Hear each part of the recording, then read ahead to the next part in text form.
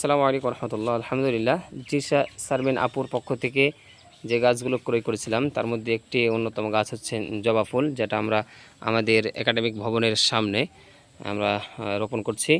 এখান থেকে ইনশাল্লাহ সৌন্দর্য আমাদের বাড়বে এবং সুগন্ধিময় আমাদের পরিবেশটা ছড়িয়ে যাবে। বিসমিল্লাহ বলে গাছটিকে তোমরা নামাও আস্তে আস্তে, এবং বিসমিল্লাহ বলে মাটি দাও সবাই মিলে।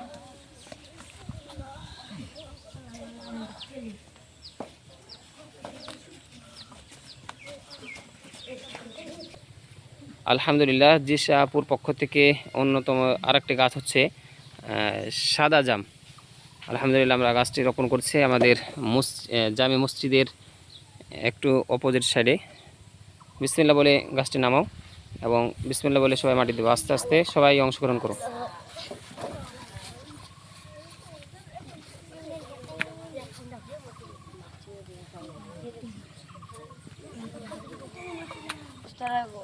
আলহামদুলিল্লাহ, দিশা সারমিন আপুর পক্ষ থেকে আরেকটি গাছ, এটি হচ্ছে কাবরাঙ্গা জাতীয় একটি গাছ। এটা ভিন্ন জাতীয় কাবরাঙ্গা। কাবরাঙ্গা যেমন কাটা কাটা দাগ থাকে, এটা সেরকম থাকবে না, গোলাকার বা সেরকম আকার থাকবে না। তো আলহামদুলিল্লাহ, গাছটি আমরা রোপণ করছি। বিসমিল্লাহ বলে নামো। ধরে থাকো, কেউ কেউ মাটি দাও। আলহামদুলিল্লাহ, দিশা শারমিন আপুর পক্ষ থেকে একটি আম গাছ আমরা রোপণ করছি। আলহামদুলিল্লাহ, বিসমিল্লাহ বলে নামাও। আস্তে আস্তে মাটি দাও, সবাই মিলে মাটি দাও। আস্তে ধাক্কাধাক্কি করিও না, মাটি দাও ভালোভাবে।